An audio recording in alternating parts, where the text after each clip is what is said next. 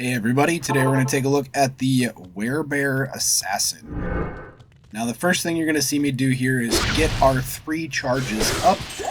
This works by snapshotting our martial arts skills. 1 charge of Cobra gives us 300% mana and life leech. 2 in Blades of Ice gives us 10,000 cold damage, and 3 in Tiger Strike gives us 4,500 enhanced damage.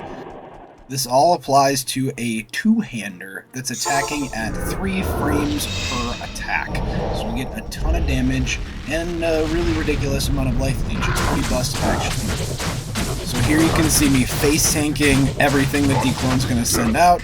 When the skeletons come out, the chill from the Blades of Ice damage makes it really hard for them to actually do all that much. We can leech right through it.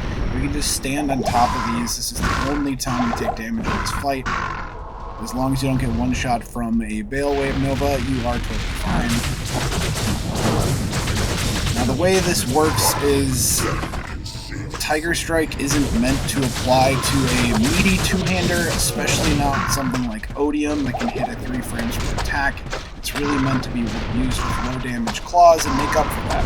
And it normally has a super shitty 10 frame per attack that can be interrupted, but when we can drop it to 3 frames per attack using a 2-hander, the damage gets pretty insane. Stack on top of that 10k cold damage, and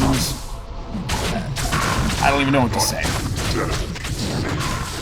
That 1 charge of Cobra Strike lets us fucking face tank this entire raid without really using a single rejuvenation potion. The only time I end up using them is just to make sure I don't die, but in most cases I didn't actually even need it. So we have that 1 charge is giving us 300% life leech, which means even with the mobs having 90 to 95% leech resistance, we're still able to leech for full every attack. Again, only times we take damage is when we're waiting for the Bale Novas to clear. We just use a rejuve to make sure we don't die from the meteors, and running out and eat his face. So there you go, 1 minute 50 seconds of bear.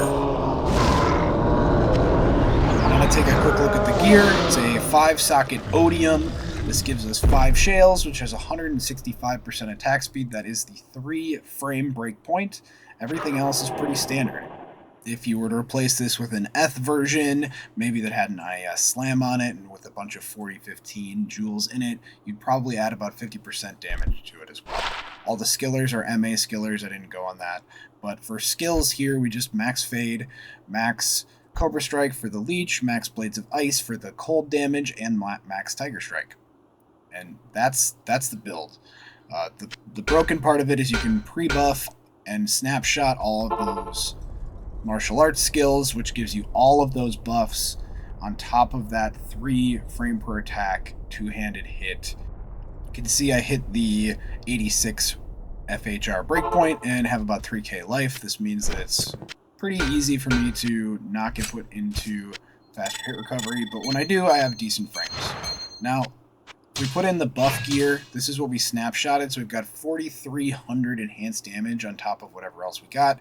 And we got 10k cold damage here. And then with the Cobra Strike, we're looking at 300% life and mana stealing on every single hit. That's what makes it pretty busted. Now, enjoy a bonus Diablo Clone kill. This one was only 2 minutes and 10 seconds, but the big difference is I used 2 Tiger Strike charges, 3 Blades of Ice charges. This means that we get a full 24-second freeze from the 3rd Blades of Ice charge. You can watch what happens to the skeletons. The second you touch them, they just don't move at all. So it's a really safe variant. Basically no way to die if you're doing Diablo Clone like this. This also works on the Void Knights in Rathma. You can use it there. They could get completely chilled. They can't go anywhere. I fully expect this to get nerfed or hotfixed or something at some point in the future, but here it is. You get to be a bear and an assassin and beat the ever-living shit out of stuff really fast. You get to use all those fun martial arts skills that we always forget about, and it's a pretty good time. Pretty easy build to put together. It's able to do some of the fastest bossing that's out there. It can map, but I wouldn't recommend it. The AoE on it is pretty small. as I'm watching this again, this probably could have been another sub 2-minute kill, but there's a skeleton archer hiding right behind the bottom pillar. I can't see and I can't find for about 10 seconds until it moves its way. So always look for those skeletons behind the pillar, I guess.